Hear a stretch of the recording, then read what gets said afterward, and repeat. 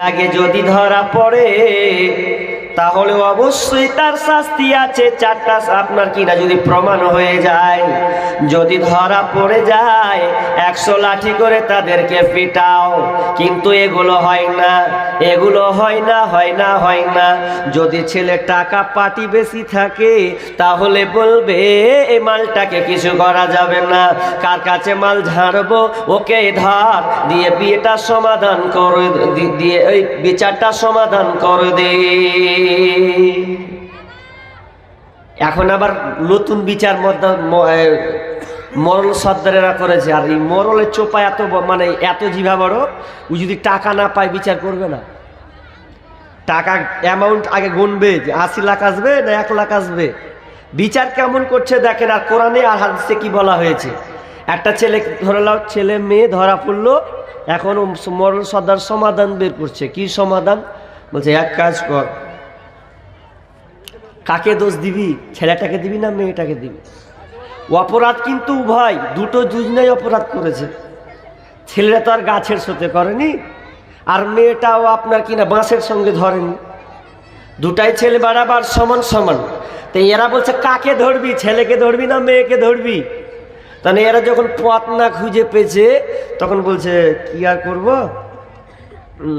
দেখি শুরু করা যায় কাকে মালটাকে, যার কাছে মাল ঝাড়বো তাকে ধরবো। তখন বিচারে যখন বুঝেছে তো ছেলেটা যখন ধরা পড়েছে, তখন কথা বলতে বলতে বলতে বলতে একজন মোড়ল বলছে এই ছোড়া কিসের লেগে যে পাটের ভুঁয়ে গেল, হ্যাঁ কি করতে পাটের ভুঁয়ে গেল ছোড়া? তখন আরেকজন বলছে ঠিক ধরেছি রে ভাই, ঠিক ধরেছি, ই সালারই দোষ হয়, ই ফের পাটের জঙ্গলে নিয়ে চলে গেল ওই মেয়েটাকে, তাই ছোড়ারই দোষ হয়। এ দোষ আছে করতে করতে করতে করতে সালাকে ফাইনই মেরে দিল, ওকে 80,000। কেন ফাইন মারলি রে ভাই? বলছে মেয়েটার ইজ্জত নষ্ট করেছে ওই জন্য ফাইনটা মারছি। মেয়ের ইজ্জত নষ্ট হলো আর ছেলের ইজ্জত নষ্ট হয়নি? বিচার কোন দিকে করিস রে ভাই? কত বুঝি না, মেয়েটার ইজ্জত নষ্ট হয়েছে, একে 80,000 জরিমানা করা হলো, দিবে 80,000 জরিমানা নিলে 70,000 দিলে 20,000 পরে দিবে। এবার 20,000 সর্দার মরলে ভাগ করে পকেটে ভরে নিলে, সেটা ওকে দিয়ে দিলে। তো বিচারটা ইনসাফ হয়েছে? আপনারা বলেন হয়েছে? হয়নি। মেয়েটার ইজ্জত নষ্ট হলো, ছেলের ইজ্জত নষ্ট হয়নি? দুজনারই তো হয়েছে। আচ্ছা ওই ছেলেটা যদি বিয়ে হয়, ধরলেন 1 মাস পর কিংবা 2 মাস পরই এই সাদ্দামের বেটার বিয়ে হবে, ধরলেন ফজলু, এই ফজলু ধরা পড়েছে। এবার ফজলুর যখন বিয়ে লাগছে তখন ধরলেন আপনাদের কোন গ্রাম গো? এটা কোন গ্রাম? আচ্ছা যাই হোক, রতুয়ার দিকে এতে তো। আচ্ছা মুর্শিদাবাদ থেকে রতুয়া বহু জামাই দেখতে এসেছি, ধরেলেন আমরাই দেখতে এসেছি। এবার দেখার পর যদি আমি বলি গ্রামের লোক যদি 2টা লোক হয়ে দেখ কোনটা এসছে জি না, তো ওই সাদ্দামের বেটা ফজলু দেখতে এসছি ওকে। ও ছোড়া 4বার ধরা পড়েছে, ওর সাথে বিয়ে দেবা? আচ্ছা বিয়ে হবে ওই ছেলেটা? যদি বলে যে 4বার ধরা পড়েছে, 3বার তো মনে করবে এ তো বা কার বেটাকে দেখতে নুরে, এ তো ব্যাগ খাওয়া দাওয়ার আগে পালেবে কুটুম ছেড়ে। ছাড়, ইজ্জত দুটারই নষ্ট লেগেছে ভাব। তো ধরা পড়লে বিশ্বনবী বলছেন যদি ধরা পড়ে যায় তাহলে তাকে 100 বেত্রাঘাত লাগাবে। কেমন করে লাগাবে? ছেলে ধরা পড়েছে, মেয়ে ধরা পড়েছে, গোটা গ্রামকে তোমরা ডেকে নাও, ডেকে নেওয়ার পর এলান করে দাও যে অমুকের ছেলে অমুকের মেয়ে ধরা পড়েছে, এখন তাকে তার সাজা দেওয়া হবে, শাস্তি দেওয়া হবে। যখন সবাই জমা হয়ে গেল, যখনই ওই ছেলেটাকে মারা হবে রে, তখন গ্রামের লোক ছেলে মেয়ে সবাই দেখলো। নাহমাদুহু ওয়া নাস্তাঈনুহু ওয়া নাস্তাগফিরুহু ওয়া নাউযু বিল্লাহি মিন শুরুরি আনফুসিনা ومن سيئات أعمالنا من يهده الله فلا ومن يضلله فلا هادي له وأشهد أن لا إله إلا الله وحده لا شريك له وأشهد أن محمدًا عبده ورسوله الذي أرسله بالحق بصيرا ونذيرا وداعيا إلى الله بإذنه وسراجا منيرا أما بعد فإن خير الحديث كتاب الله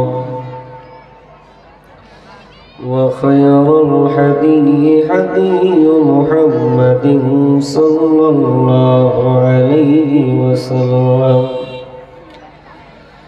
وشر الأمور محدثاتها وكل محدثة بدعة وكل بدعة ضلالة وكل ضلالة في النار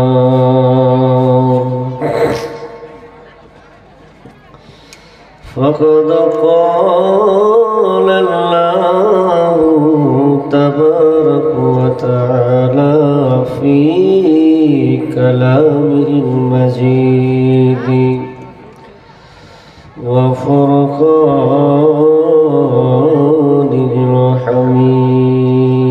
الحميد بعد أعوذ بالله من الشيطان الرجيم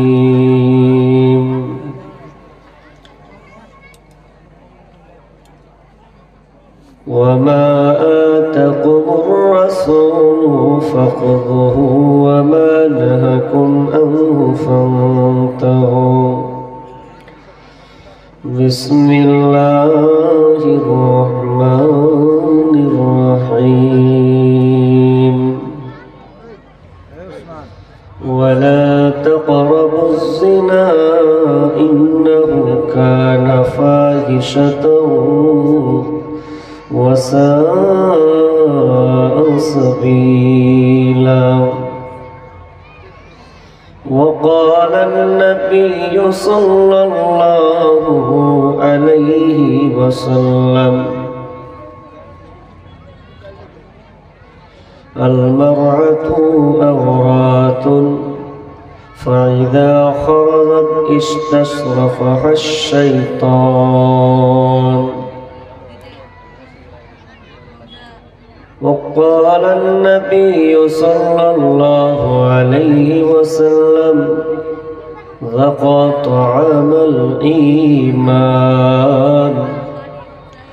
رضيت بالله ربا وبالإسلام دينا وبمحمد رسولا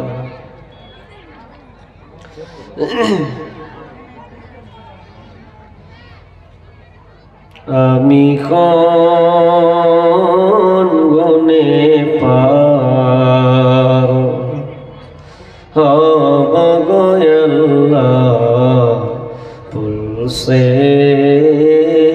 রাতের ফুল আমি কোন গুণে পার হব গো আল্লাহ পুলসে রাতের ফুল পাল হারাম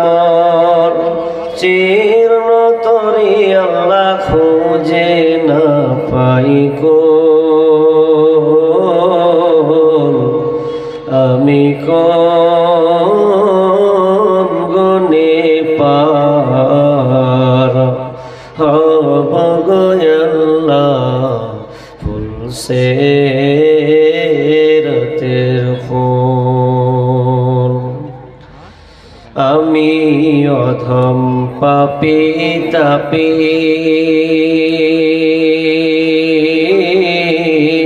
পাপের ভারে ডুবে আছি গো।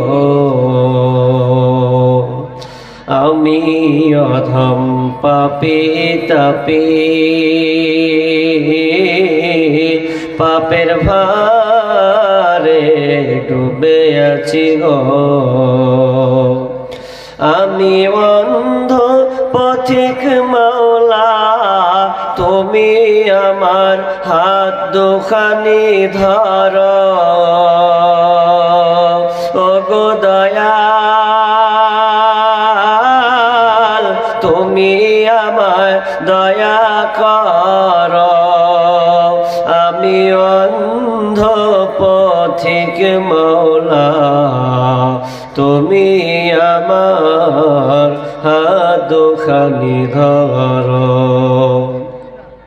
নইলে প্রভু আতল তলে, নইলে আল্লাহ আতল তলে তলিয়ে যাবে প্রভু সব গুনাহের মূল।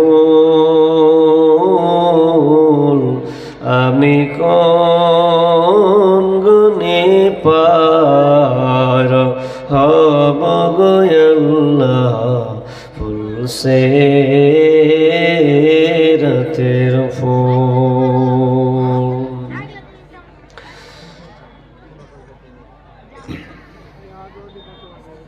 উপস্থিত সম্মানীয় সুযোগ্য আজকের এ সভার সুনামধন্য সভাপতি, মঞ্চে উপবিষ্ট ওলামা ইকরাম, সম্মুখে বসে থাকা দিনদার ইমানদার মুমিন ভাই সকল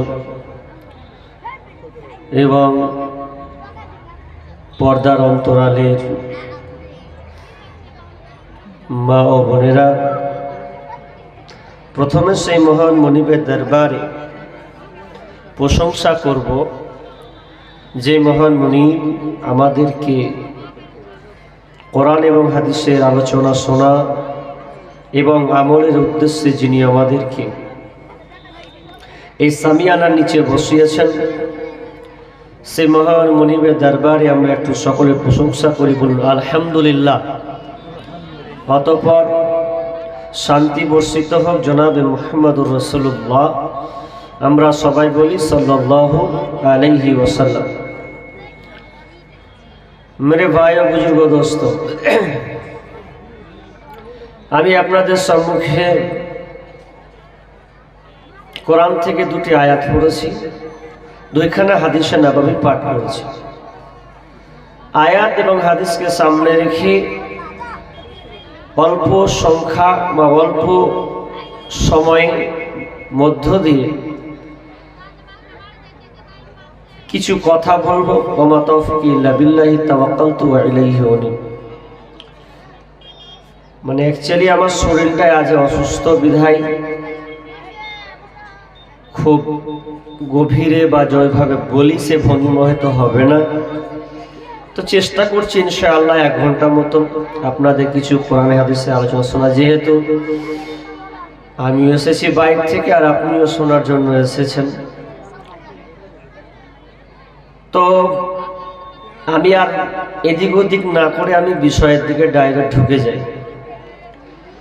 তবে যারা এখনো রাস্তা পারে ঘুরছেন ভাই, মেহেরবানি করে রাস্তা হয়ে গন্ডগোল না করে অন্তত সামিয়ানার নিচে এসে বসার চেষ্টা করবে। আসলে যারা রাস্তা পাটে ঘুরছে, জালসা একদিকে হচ্ছে, ওরা এখনো বুঝেনি জালসা কি জিনিস। কোরআন হাদিসের আলোচনা শুনে আপনার যদি ঈমান থাকে, আমি আশাবাদী যে কিছু না কিছু হলো আমি আপনার উপকার করব ইনশাআল্লাহ। কিন্তু দুর্ভাগ্যজনক যে কে জানি রাস্তাঘাটে ঘুরে কি এমন পায়, আজকের দিন আজকেই তো জলসা, বাজার মার্কেটিং প্রতিদিন এ আনলিমিটেড বললেই চলে। তাই যারা আছেন মেহরবানি করে একটু প্যান্ডেলের তলে বসি ভাই। বিষয়টা হচ্ছে বলে দিই হেডলাইন, অবৈধ সম্পর্ক। বর্তমান এই অবৈধ সম্পর্ক দিন দিন এমনভাবে বাড়তে চলেছে, আপনার পাশের গ্রামে হচ্ছে, না হয় পাশের গ্রামে, না হয় আপনি আপনার থানার মধ্যে পাচ্ছেন, অন্তত না হয় আপনি সোশ্যাল মিডিয়াতে চোখ রাখুন যে দিন দিন আজকে অবৈধ সম্পর্ক বাড়ছে কেন। এর কয়েকটা কারণ আছে, দুটা কারণ বলে দিচ্ছি। একটা কারণ হচ্ছে পর্দা না করা। তাহলে পর্দা, অনেকে বলি বরখাতে পড়ে তো পর্দা করে, বরখা পরার নাম কিন্তু পর্দা নয়। বরখা পড়লেই মানে পর্দা, এই কথা ভুল। এটাও শরীর ঢাকলো, কিন্তু পর্দা কি জিনিস এটা আপনাকে জানতে হবে। নাম্বার 2, দ্বিতীয় কারণ হচ্ছে যে দ্বীনি শিক্ষা না থাকার কারণে। যদি দ্বীনি শিক্ষা থাকতো, নাম্বার 3 পয়েন্ট, পশ্চিমা কালচার রীতিনীতি মানুষ করতো না। অর্থাৎ বিধর্মীদের কালচার, আচরণ, উঠা বসা, লেনদেন এগুলো আমাদের মধ্যে ঢুকেছে, এই জন্য অবৈধ সম্পর্ক। হিন্দু ধর্মে কি